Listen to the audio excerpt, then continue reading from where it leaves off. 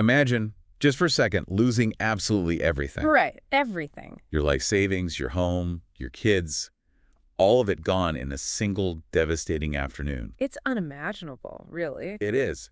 And then, when your three best friends finally show up, instead of comforting you, they basically sit you down and tell you that this absolute catastrophe, well, it must be your own fault. That you somehow brought it on yourself. Exactly. They tell you that the universe only punishes bad people, so you clearly did something to deserve this. Which is such a brutal thing to hear. So brutal.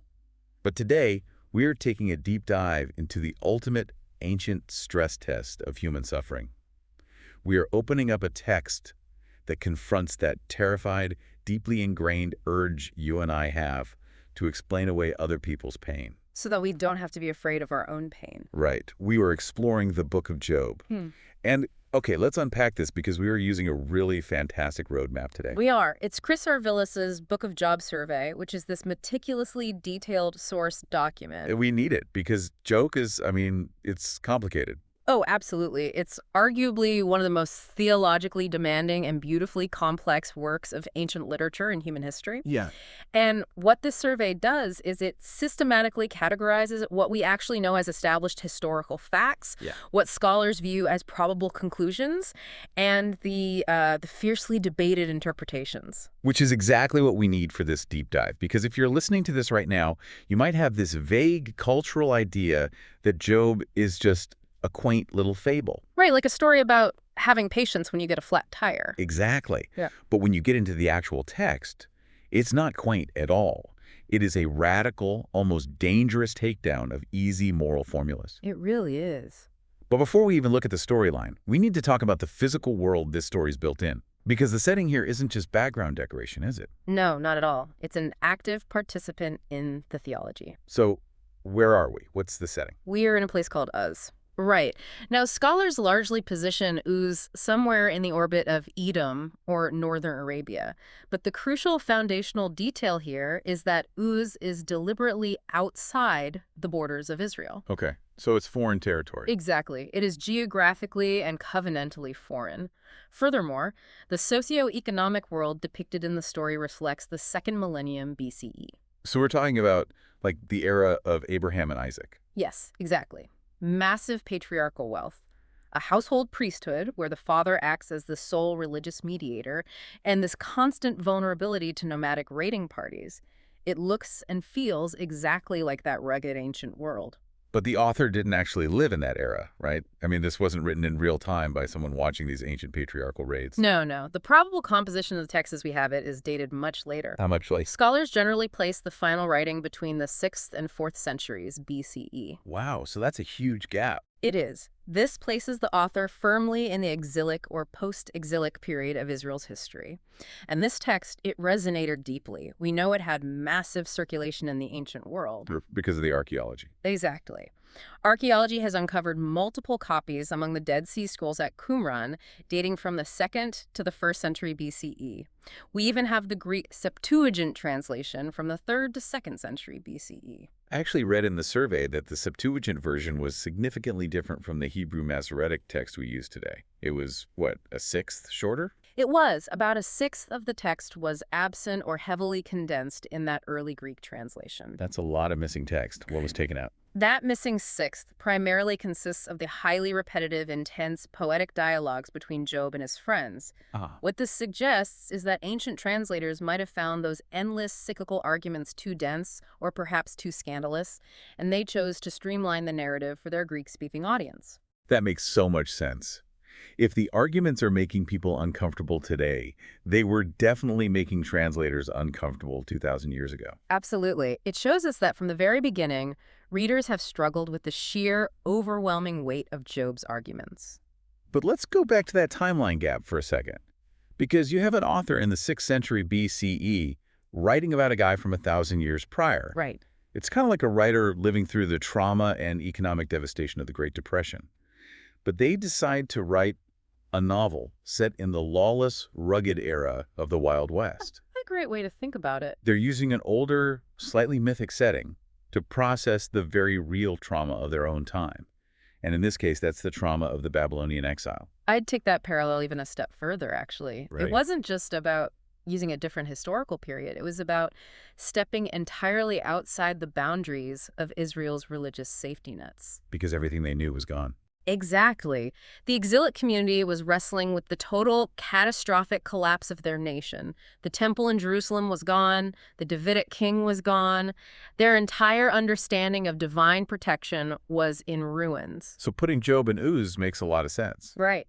By placing Job in Uz, a foreign land with no temple, no Torah, and no covenant, the author strips away all the institutional answers. Oh, wow. What's fascinating here is that it proves that profound reverence, what the text calls the fear of the Lord, is not exclusive to Israel's borders. It universalizes the problem of suffering. So the question isn't, why do Israelites suffer? Exactly. The question becomes, why does humanity suffer? But wait, if this author is essentially using Job as like a stylized avatar for human suffering, does that mean Job was just a fictional character? That is a fantastic question, and the Velocys survey specifically addresses this interpretive debate. Because I feel like if the real power of the book is its universal philosophy, does it actually matter if there was a historical man named Job who owned exactly 7,000 sheep? Well, to find the answer, we have to look outside the book of Job to the prophet Ezekiel. Okay. In Ezekiel chapter 14, verse 14, the prophet is talking about the inevitability of judgment, and he lists 3 legendary figures of righteousness. He names Noah, Daniel, and Job. Okay, so Ezekiel is name-dropping him alongside guys who survived global floods and lions' dens. Precisely. This proves that within the broader biblical tradition, Job was widely known as an exemplary historical figure. He wasn't just an invented metaphor. But the book itself isn't a history book. Right. The book of Job itself functions as a stylized wisdom narrative, not a strict journalistic logbook. Because of the poetry. Exactly. The dialogue is written in highly sophisticated, elevated poetry. Real people in active mourning don't spontaneously compose brilliant, structurally perfect Hebrew poetry for 30 chapters straight. I mean, I certainly wouldn't. Right, so the canonical force of the book doesn't depend on proving that a scribe followed Job around with a notepad. It presents Job as a historical man whose real suffering was elevated into a literary masterpiece for theological instruction. That makes a lot of sense. And setting him up as this incredibly wealthy ancient patriarch isn't just background flavor either. It is the absolute core of the tension. It really is. We need to talk about the culture of Uz, because if you don't understand the social logic of the ancient Near East, you really can't understand why Job's friends react the way they do. The social logic is everything here. Job's world is fundamentally governed by honor-shame dynamics, the system of patronage, and an absolute unbroken belief in strict reciprocity. Okay, let's unpack that. Strict reciprocity. Right. In this society, there is an ironclad assumption. Blessing is the automatic reward for piety, and pain is the automatic punishment for sin. It's just simple math to them. It's an arithmetic equation, and Job is introduced as the ultimate winner of this equation. He is an elite household head. He doesn't just have a few animals. He has a massive corporate-level agricultural empire. He is the patron of his community. And his religion is completely intertwined with that status, isn't it? Oh, absolutely. Like, he acts as the priest for his family. He's out there offering sacrifices for his 10 kids, just in case they accidentally sinned in their hearts after a party. Yes, he is managing his spiritual portfolio just as carefully as his livestock portfolio. So when the catastrophe hits, when the Sabaean and Chaldean raiding parties sweep in, butcher his servants, and steal his entire estate, followed immediately by a freak weather event that kills all his children. Which is horrific. It is. It's not merely a financial crash or a family tragedy. No, in an honor-shame culture, it is a complete public degradation. Utterly complete. In the ancient Near East, honor was the currency of your very existence. It dictated who you could trade with, who you could marry, where you sat at the city gates. His sudden destitution, which is then followed by a horrific, disfiguring physical illness, was not viewed through the modern lens of bad luck or a random tragedy. How did they see it? It was viewed as moral pollution. His suffering was interpreted as a public, undeniable indictment by the cosmos. The universe was declaring that Job was secretly a monster. You know, if you're listening to this, you might look at that ancient mindset and think, wow, how primitive. I'm so glad we don't think like that anymore. But we do. We do the exact same thing today. Here's where it gets really interesting. We just dress it up in different vocabulary. Think about how much we rely on the concept of karma. Or look at toxic modern hustle culture. Yes. There is this deeply ingrained, secret belief that people always get exactly what they deserve. If you see someone who is incredibly rich and successful, the cultural narrative is that they grinded harder and earned it. Right. But if you see someone who is chronically ill or permanently in poverty, what does our culture subtly whisper? We ask, what did they do wrong?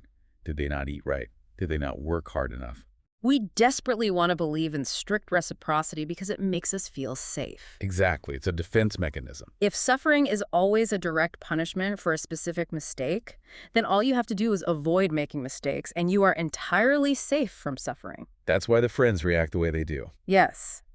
Job's friends, when they eventually arrive, they are terrified. They look at this man who is better than all of them, and he is reduced to a rotting shell in the ashes. If this can happen to Job for no reason, it can happen to them. Precisely. They need his suffering to be his fault so that the rules of their world remain intact. They are fighting to protect their own psychological safety. And you see this psychological destruction ripple outward instantly. It doesn't just affect Job's friends. It detonates inside his own marriage. We really do need to talk about Job's wife. She appears in chapter 2, verse 9, and she has exactly one memorable line in the entire book. She tells him to curse God and die. It is one of the most chilling lines in ancient literature. And usually she gets completely vilified in sermons for that. People treat her like she's this nagging, faithless villain. Right, but look at the context. Think about the psychology of Job's wife here. She didn't just lose a massive farming estate. She lost her 10 children in a single afternoon. Her entire identity, her security, her future, gone in hours. You're completely devastated. Now she's watching her husband scrape his rotting skin with a broken piece of pottery. When she tells him to curse God and die, that isn't just raw malice, it's an act of agonizing mercy. Wow. She is begging him to end the charade, to trigger the final punishment, and just end his own torture. That is a profound way to read her presence in the text. She isn't a full participant in the massive philosophical debates that follow, but her brief, agonizing outburst shows us that righteous suffering acts like a grenade. It really does. It doesn't just injure the individual, it blows up the faith of the bystanders. It completely destabilizes the entire household. So the author of this text has set up a world built entirely on strict reciprocity and then detonates a bomb in the middle of it. Right. But to actually dismantle this karma worldview, the author couldn't just write a bullet point essay. They had to architect a very specific, elaborate literary structure. They did. Let's shift from the culture into the actual blueprints of the text. How is this book built? The architecture is remarkable, and it demands our full attention. The genre of Job is best classified as a wisdom drama or a wisdom poem wrapped in a prose frame. Okay. In the Hebrew Bible, it sits in the section known as the Ketuvim, or the writings, right alongside books like Proverbs and Ecclesiastes. It is important to know. This canonical placement is vital for the listener to grasp. It tells us we shouldn't read Job primarily as a prophetic oracle predicting the future, nor as a historical king's list. It's about wisdom. It is wisdom discourse. Yeah. It is an exploration of how to live in a complex universe. And the structure of this discourse is incredibly deliberate. It's basically a massive sandwich. A very complex, symmetrical sandwich. The survey breaks it down into clear movements. We start with a prose prologue in chapters 1 and 2. This is standard narrative storytelling. The bread of the sandwich. Exactly. Then, the text abruptly shifts into the intense poetic dialogues between Job and his three friends, spanning chapters 3 through 27. That's a lot of poetry. It is. Right in the middle, chapter 28, there is a pivotal wisdom hymn. Following that, we have Job's final desperate oath of innocence in chapters 29 through 31. Okay. Then, unexpectedly, the speeches of a young bystander named Elihu in chapters 32 through 37. Then comes the climax. The YHWH speeches, God answering directly from the whirlwind, in chapters 38 through 41. And then we close it out. Yes. Finally, we step back out of the poetry and conclude with a prose epilogue in chapter 42. I want to focus on its placement right next to the book of Proverbs for a second, because Proverbs is the ultimate book of strict reciprocity. It is. Proverbs gives you the baseline. Work hard, tell the truth, don't sleep in too late, and generally, your barns will be full and things will go well for you. Exactly. Proverbs provides the general patterns of a well-ordered life. It is foundational wisdom. Right. But what the architecture of Job does is explore the catastrophic edge cases.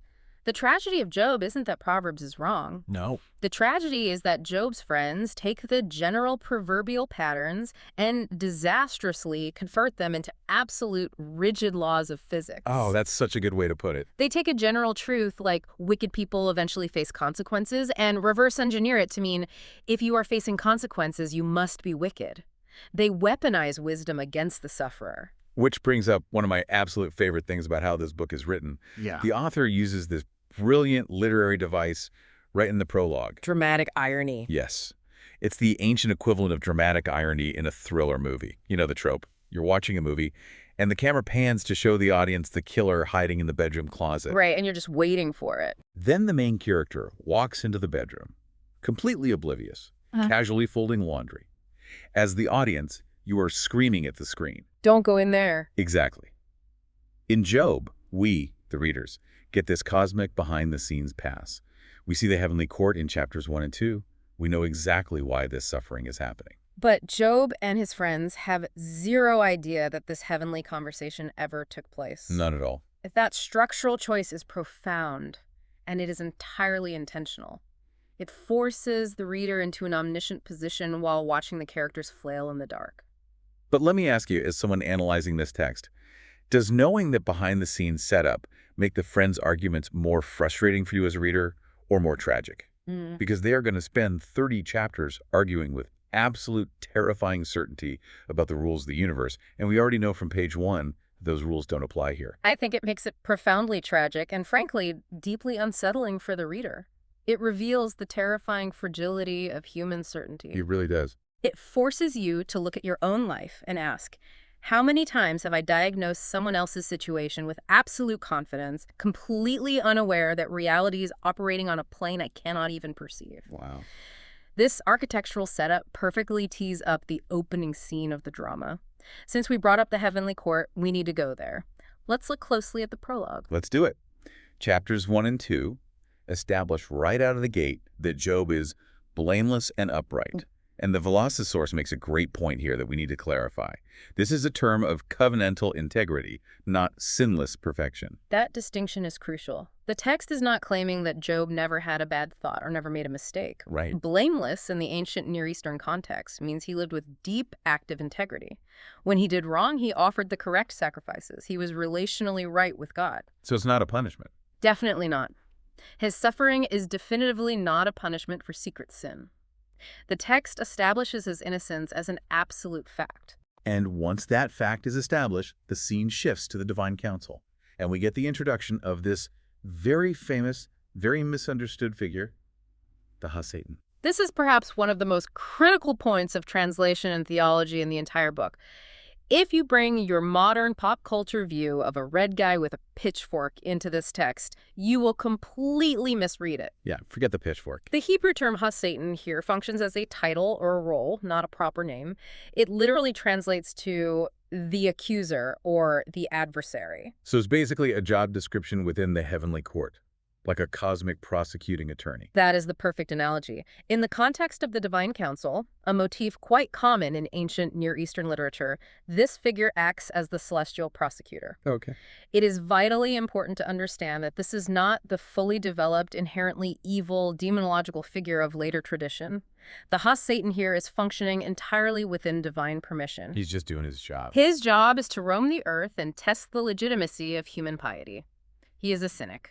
Right. The prosecutor looks at Job and basically says, of course he's blameless. You put a hedge of protection around him. He only loves you because you pay him to. Exactly. You've given him a massive estate. Take away the wealth, take away the health, and he will curse you to your face. He is accusing human beings of being utterly incapable of disinterested love. He's saying, we only love God for the benefits package. And that is the central challenge of the prologue. God permits the test. Which is wild to think about. It is. If we connect this to the bigger picture, the text establishes two massive realities for the reader right here. First, that truly innocent suffering exists, which is a direct blow to the friends' later arguments. Right. And second, that heavenly realities govern earthly pain in ways that are completely hidden from human sight. God's sovereignty is never in question in the prologue. He is the one who sets the limits of the test. What is in question is the nature of Job's faith. So Job loses absolutely everything. The livestock, the servants, the children. And his response is astonishing. It is. In chapter 1, verses 21 and 22, he doesn't curse God. He tears his clothes, shaves his head, falls to the ground, and worships. He says, "Naked I came from my mother's womb, and naked shall I return. The Lord gave, and the Lord has taken away. Blessed be the name of the Lord." It is a staggering display of covenantal loyalty. He passes the first test, but the adversary returns, demanding to strike Job's actual flesh. And God permits it. Yes, God permits it, and Job is covered in agonizing, rotting sores. He is banished to the ash heap outside the city. And this is when his three friends finally arrive: Eliphaz, Bildad, and Zophar. They travel from distant regions to comfort him, and when they see him from afar, they literally don't even recognize him. The physical toll is just that severe. So they tear their robes, throw dust on their heads, and sit with him on the ground. And for 7 days and 7 nights, they do not say a single word, because they saw that his suffering was very great. Which is incredible. Looking at the entire scope of the book, that initial 7-day silence was the absolute pinnacle of their friendship. It was the most pastorally wise thing they do in the entire story. It is a profound lesson in the ministry of presence. If you are sitting with someone who has just lost a child or received a terminal diagnosis, there are no words that can fix it. None. In the face of catastrophic grief, silence is often the only appropriate theology. The book essentially models the correct response to trauma and then immediately pivots to condemn the impulse to explain it away. Because eventually, the silence breaks. After 7 days, the physical discomfort and the psychological pressure become too much. Job opens his mouth and curses the day he was born. And that changes everything. The moment he does, the pastoral care evaporates and the brutal interrogation begins. This pulls us directly into the massive, exhausting center of the book, the toxic dialogues. Chapters 3 through 27 contain the 3 cycles of debate. The structure is repetitive but escalating. Job speaks, then Eliphaz responds. Job speaks, Bildad responds. Job speaks, Zophar responds. Just over and over. And over the course of these 3 cycles, you watch the friends' stance harden and calcify into outright cruelty. Let's break down how they change. Yeah. Because they don't start out screaming at him. No, they don't. Eliphaz, the first speaker, is actually quite polite initially. He appeals to his own mystical experiences and gentle observation.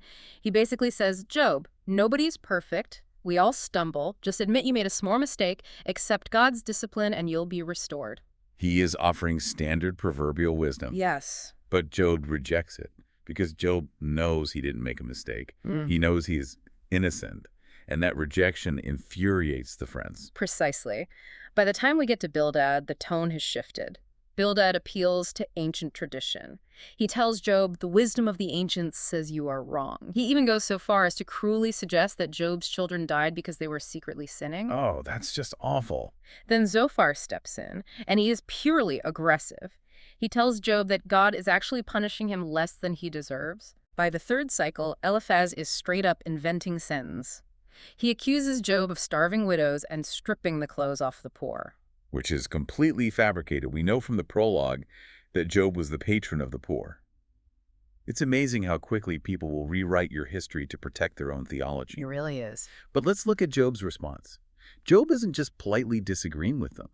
He responds with absolute visceral fury. He mocks them. He calls them miserable comforters and worthless physicians. He's had enough. And more than that, he takes his fury directly to God. He complains that God is acting like a tyrannical archer, using him for target practice. He demands a heavenly advocate, a mediator. He says in chapter 9, and again in 16, that he needs someone to stand between him and the divine judge to plead his case. And this is where we have to evaluate the friends carefully and why this text is so demanding.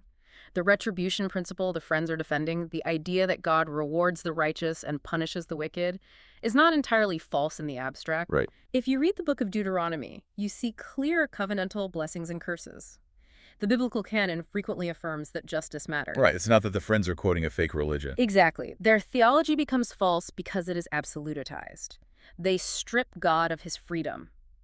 They use this principle as a universal diagnostic tool to evaluate a man's soul based purely on his physical circumstances. They assume their limited human experience proves Job's guilt. As the survey points out, certainty without full knowledge harms the afflicted. Imagine trying to comfort a friend who just found out their spouse died in a car crash. Okay. And instead of holding them, you sit down, open up an insurance liability manual, and start reading them the terms and conditions of roadway negligence. Oh, man. Even if every word in that manual is legally accurate, it is completely the wrong tool for the reality of the situation. It's unfeeling, it's irrelevant to the actual wound, and it ends up doing profound psychological damage. That is a highly accurate modern translation of what the Friends are doing. They are applying a technical, mechanical schematic to a bleeding human being. But I want to push back on Job's behavior here, because we can't let him off the hook entirely. Fair enough. If you read these chapters, Job gets incredibly arrogant. He accuses God of acting unfairly. He practically demands a courtroom trial with the creator of the universe, demanding that God explain himself. He does. How does the text actually frame this? I have to admit, I struggle with how Job isn't struck by lightning right then and there. Is Job sinning by being this furiously, arrogantly honest? It is a vital, nuanced distinction the book makes, and it challenges a lot of modern religious sensibilities. The text frames Job's anger as faithful lament. Faithful lament. The key here is the direction of his anger. Job does not denounce God's existence, nor does he walk away from the relationship. What he challenges is his own inability to map or understand God's justice. The book is making a profound theological claim.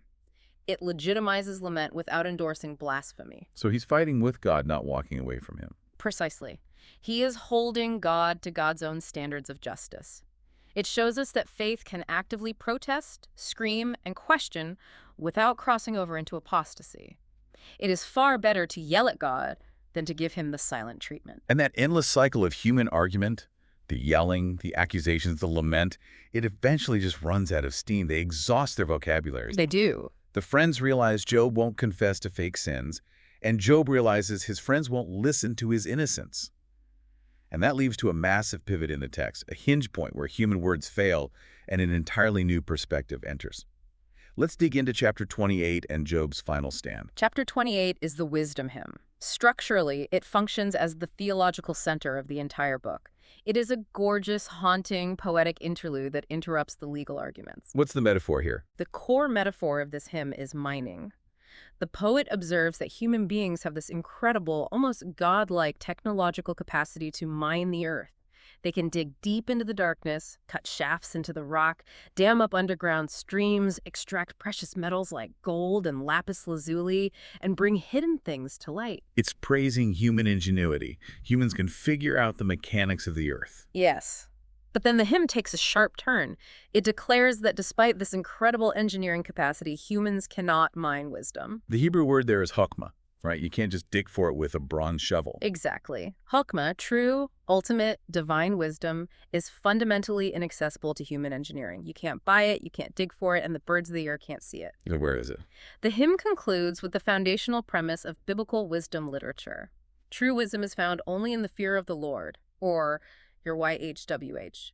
And turning away from evil is understanding. I love this because it shifts the entire debate. For 25 chapters, the debate has been about why Job is suffering, but chapter 28 completely reframes the issue. It does. It turns it into a question of epistemology. The underlying problem isn't just why suffering happens, it's whether humans even possess the epistemic capacity to judge God's governance of the universe. The hymn says, no, we don't have the tools for that job. It perfectly maps onto a modern technological analogy. Yeah, think about it like having the ultimate master password to the central server of a massive tech company. You log in, you bypass the firewalls, you open the root directory, you have full access to the room. Right, you're in. But when you open the foundational data files, you realize the entire architecture is written in a complex alien programming language you haven't even learned yet. You have access to the data, but you have absolutely no comprehension of the code. You can't read the matrix. That is precisely the epistemic limit chapter 28 describes. We have the sensory capacity to observe the world. We see the suffering, we see the prosperity, but we lack the divine vocabulary to decode its deepest moral architecture. We can't read the code of the cosmos. And after this profound realization, Job gathers himself for one final monumental defense. Chapters 29 through 31 are his closing arguments. His final stand. He starts by remembering his former honor, the days when the community respected him, when he brought justice to the city gates. Then he explicitly, agonizingly names his current humiliation, how people who used to respect him now spit at him. And then he culminates with a terrifying oath of innocence in chapter 31. This oath is essentially a moral inventory of his entire life, and it is sweeping in its scope. He doesn't just claim he didn't murder anyone. He covers justice, mercy, sexual purity, and how he treated his servants and slaves. It's very thorough. Very. He says, if I have denied justice to my servants, what will I do when God confronts me? He is not claiming metaphysical, flawless perfection, but he is demanding that his deep, covenantal integrity be recognized. He essentially calls down brutal curses on himself if he is secretly guilty of the things his friends have accused him of. He says, if my heart has been enticed, then let my shoulder blade be torn from my back. He is laying down his final challenge to God. He is ready for the divine audit. He signs his name to the document and basically says, your move, God. The tension at the end of chapter 31 is palpable. Job has played his final card. The reader expects the sky to split open right then and there. But it doesn't. No. Before God actually answers that challenge, there's a bizarre, deeply unexpected interruption. Out of nowhere, a younger bystander steps up to the mic. Let's examine the Elihu factor. Yes, chapters 32 through 37 introduce Elihu. The text tells us he is a younger man who has apparently been standing on the periphery listening to this entire agonizing debate, and he is furious. He's mad at everyone. He's mad at Job for justifying himself rather than God, and he's mad at the three older friends because they couldn't win the argument but still condemned Job anyway. Elihu brings a slightly different theological angle to the table, which is why he is so fascinating. The three friends argued that suffering is purely punitive, a direct punishment for past sin. Elihu argues that suffering can also be disciplinary or revelatory. It has a pedagogical purpose. So it's supposed to teach you something. Right. He suggests God uses suffering as a warning system, a way to keep a person's soul from the pit, to teach them humility. Now, from a textual standpoint, Elihu is a bit of a mystery, isn't he? I know the Velatza survey highlights a lot of scholarly debate about where these chapters came from. There is intense debate. Many mainstream historical critical scholars view the Elihu speeches as a later textual interpolation. Meaning an editor added them later. Exactly. An editor or a later wisdom school added them into the original text. The arguments for this are strong. His literary vocabulary differs significantly from the rest of the poetic dialogues. He appears to summarize and duplicate material from earlier chapters and from the upcoming divine speeches, and crucially, he is completely absent from the epilogue. Right. When God hands down his final verdicts on the participants, Elihu isn't even mentioned. So he might have been spliced in later. But honestly, looking at it just as a modern reader, whether he was added later or not, he is such an incredibly relatable character type. Oh, absolutely. We all know an Elihu. He's the young, overly confident, incredibly long-winded guy who just finished his first year of seminary or philosophy class. And thinks he has all the answers. He thinks he has all the brilliant nuance that the older generation completely missed. He talks for 6 chapters straight, thinking he's bringing the ultimate synthesis. And he proves this really interesting practical point. One can be partially right in their theology. Yes, sometimes suffering does teach us things, and still be completely, utterly unhelpful to a person in actual pain. That is the pastoral tragedy of Elihu. But his canonical function, the reason his speeches are preserved in the final form of the text, is vital. How so? Elihu represents the absolute exhaustion of human speech. Think about what we've heard. We've heard traditional wisdom, we've heard strict retribution, we've heard furious lament, we've heard appeals to antiquity, and now with Elihu, we've heard pedagogical discipline. We've heard it all. Every possible human angle has been exhaustively articulated. The one way is completely clear. Human logic has talked itself into a circle and failed. The silence that follows Elihu is deafening, and it serves as the final, necessary prelude before the divine response. And Elihu's long, winding speech is suddenly violently cut off because human words have failed and the sky finally tears open. This brings us to the climax of the book, The Voice from the Whirlwind. Chapters 38 through 41. Why HWH answers Job out of the storm. And what is staggering about this response is what God does not do. God does not give Job the legal trial he demanded. No, God does not bring out a heavenly ledger and prove Job's innocence to his friends.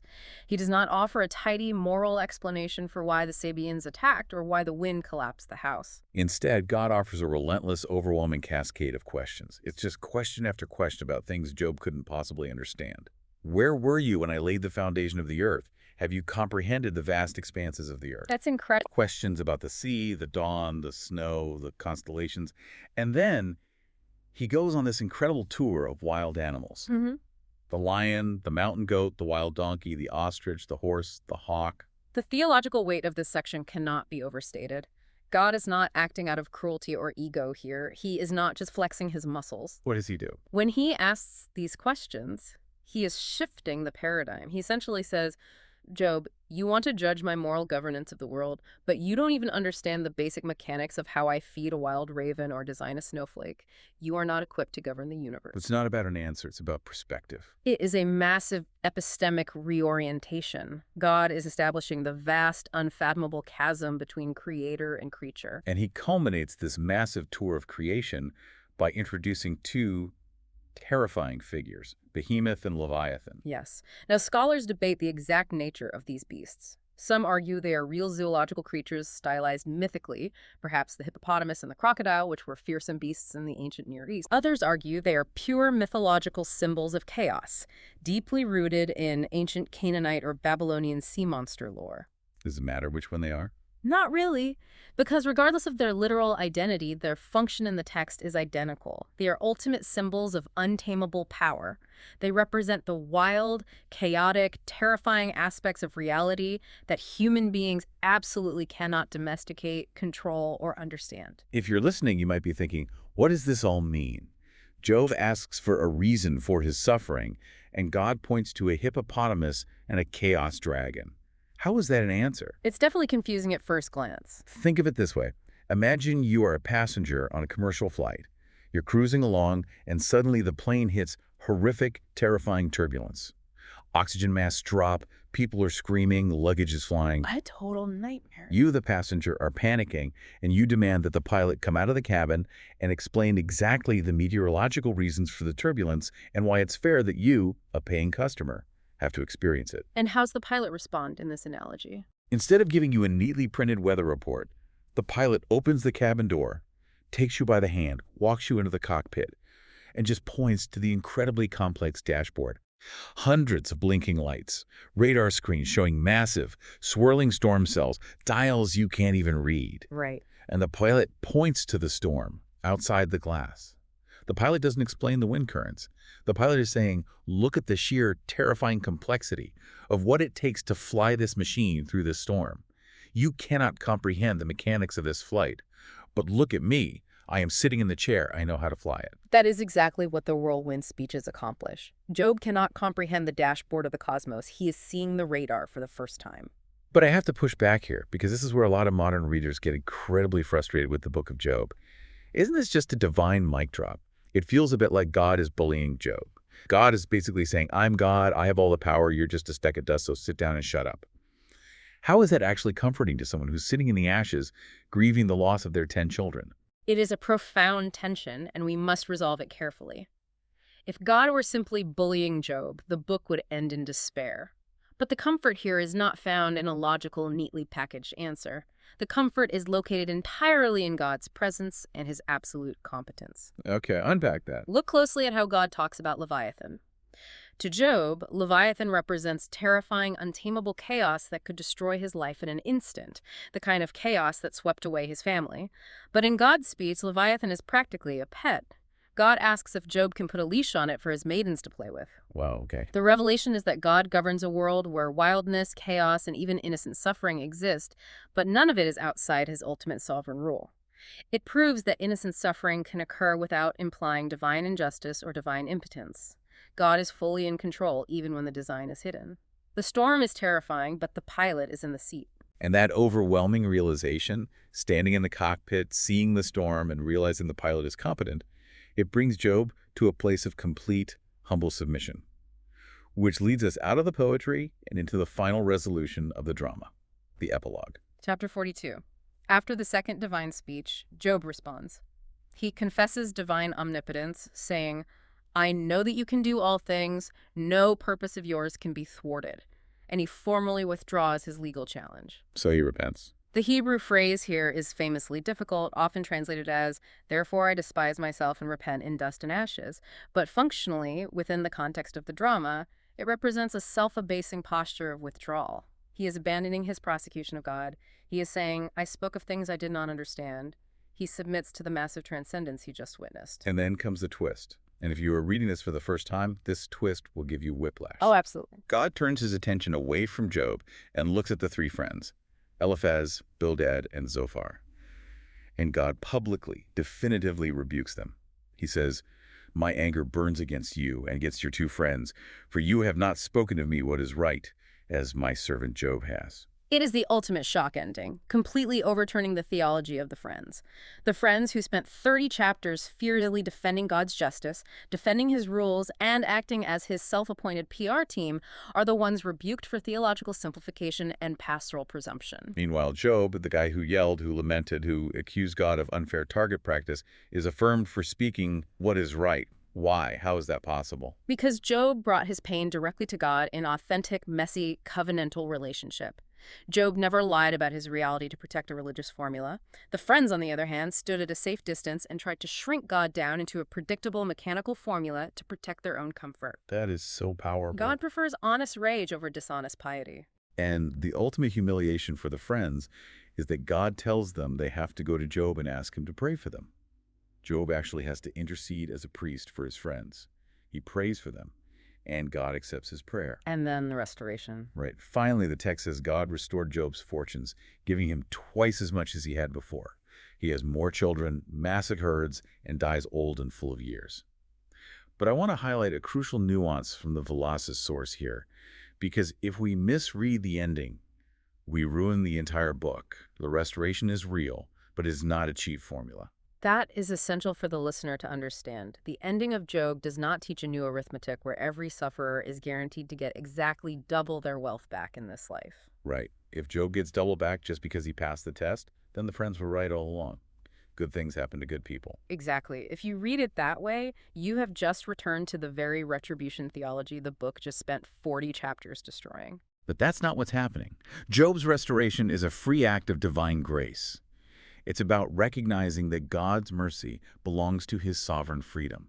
It can't be reduced to a vending machine transaction. Absolutely. And with the plot finally resolved, the survey invites us to zoom out. We've spent an hour looking closely at the brushstrokes of this text, but we need to step back and look at the whole canvas. We need to see how this massive ancient story fits into the entire library of scripture and human history. Let's look at the big picture: theology, Christology, and redemptive history. The Book of Job serves as a vital theological bridge in the canon. Because it is set outside Israel, it expands redemptive history beyond a single nation to encompass all of humanity. It declares that the fear of the Lord is the true wisdom of the world. Where does it fit in the timeline? If we look at the broader biblical trajectory, it functions like this. Genesis introduces the perfect creation, the tragic fall, and the entrance of human suffering. Job enters as the profound stress test, a righteous man suffering without explanation, proving faith can exist without bribes. The Psalms later provide the liturgical vocabulary for this kind of lament. The prophets demand justice and promise a future restoration. And for those reading this text within a Christian framework, Job provides the essential conceptual space for what comes next in the Gospels. Job creates the pattern for the righteous sufferer and highlights the agonizing human need for a mediator. Job kept asking for someone to stand between him and God. Indeed. From a Christological perspective, Job anticipates a theological category. He is a blameless sufferer whose innocence is viciously attacked by the accuser and misunderstood by his peers. Christians view this as a pattern that is ultimately perfectly fulfilled in Christ, the truly sinless sufferer who bears profound injustice for the sake of others, and who actually becomes the mediator Job was begging for. Which brings us to one of the most famous and heavily debated passages in the entire book. We skipped over it earlier, but we have to address it now. Chapter 19, verses 25 to 27. Job is in the depths of his despair, and he suddenly declares, "I know that my Redeemer lives, and that in the end he will stand on the earth, and after my skin has been destroyed, yet in my flesh I will see God." The Hebrew word there for redeemer is gol. It refers to a kinsman redeemer or a vindicator, a family member whose duty was to buy back lost property or clear a dead relative's name. Right. The interpretation of this specific passage is heavily debated among scholars. From a strict, historical, critical view, many argue Job is simply expressing a desperate hope for a legal vindicator in his own lifetime, or perhaps hoping that his reputation will be cleared after his death. He wants someone to prove his innocence to his friends. But Christians read it differently. However, canonically and devotionally, Christians have read this text for centuries as a powerful, prophetic resonance with resurrection hope and the living Christ. A careful, honest reading of the text acknowledges the original, narrower context of Job's legal desperation, while also recognizing how powerfully those words echo and expand within the complete biblical canon. It is such a rich, complex layering of meaning. When I reflect on this whole trajectory, I really do see Job as the ultimate stress test of biblical theology. It definitely is. Think about it. You can have a theology that works perfectly great when your bank account is full, your kids are healthy, and your career is taking off. It's easy to believe God is good when the sun is shining. Right. But Job proves that true faith isn't a vending machine. If your theology entirely collapses the moment you experience unjust, inexplicable pain, then your theology was too fragile. It wasn't built for the real world. Which is exactly why this ancient text, written thousands of years ago about a man in a dusty ash heap, is so intensely, painfully relevant today. Understanding its literary architecture and its place in history is powerful, but knowledge isn't enough. We must apply this stress test to our lives today. So let's do exactly that. Let's look at the application. Let's bring this into the 21st century. Why does this ancient poetic drama matter to you right now, listening to this on your commute or while walking your dog? First and foremost, Job directly confronts today's culture of instant causality. We live in an era where we demand a quick, Googleable explanation for every single pain, crisis, or global event. We want a diagnosis, we want someone to blame, we want a neat, logical reason. And Job refuses that. The book of Job flatly refuses that reflex. It demands that we acknowledge mystery. It forces us to accept that we do not have the security clearance to understand every storm. Furthermore, it serves as a severe, stark warning against moral narcissism. Moral narcissism. Explain that, because I think we are all guilty of it.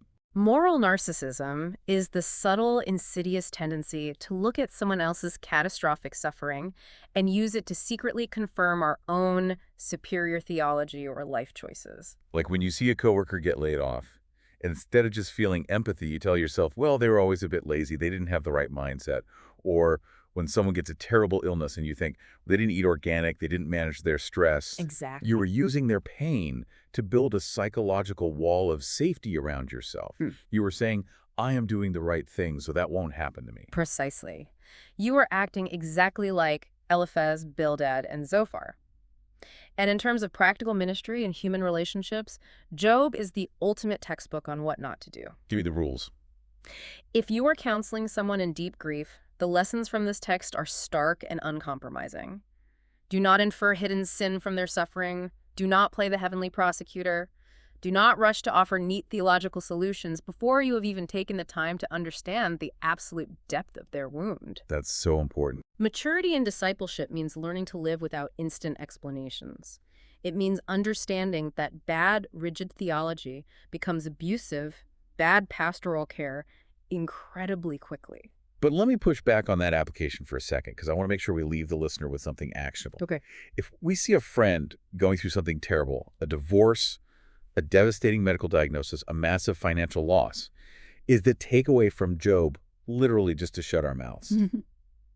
Are we not supposed to offer any hope, any perspective, or any advice at all?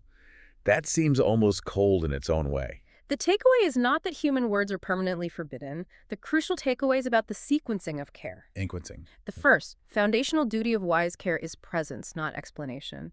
We must recall the friend's initial 7 days of silence. They sat in the ashes and simply bore witness to the reality of his pain. They didn't try to fix it, they shared the weight of it. Hope, perspective, and theology absolutely have their place, but they must be earned through compassionate presence. They cannot be dropped like a heavy textbook onto a grieving person's lap. That makes perfect sense. It's about bearing the weight of the mystery together before you ever try to solve the equation. Exactly. This has been a monumental journey. We've traveled from the dusty foreign land of Uz up into the hidden cosmic courts of the divine council. We sat through the agonizing, toxic dialogues between a broken man and his terrified friends. We stood at the edge of the whirlwind, looking at the incomprehensible dashboard of God's creation, and we finally arrived at a place of restored humility in the ashes. It is a text that systematically strips away our illusions of control, our need for neat formulas, and invites us into a much deeper, much more resilient trust in the Creator. Building on everything we've unpacked today, I want to leave you with a new angle to ponder as you go about your week. We spend so much time reading this book and wondering how we will react when the whirlwind of suffering inevitably hits our own lives. We ask ourselves, will I have the endurance of Job? It's a natural question to ask. But what if Job's story is equally a test of our capacity to be a bystander? Tomorrow, someone in your life, a friend, a coworker, a family member, might lose their own wealth, health, or honor. Their world might collapse. And when you sit beside them in the ashes, you'll have a choice. Will you demand to be their prosecutor, frantically trying to fix their life with a rigid formula to make yourself feel safe? Or will you have the courage to put away your answers, embrace the mystery, and simply sit with them in the silence? Thank you for taking this deep dive into the text with us. Keep questioning, keep exploring the wisdom around you, and we'll see you next time.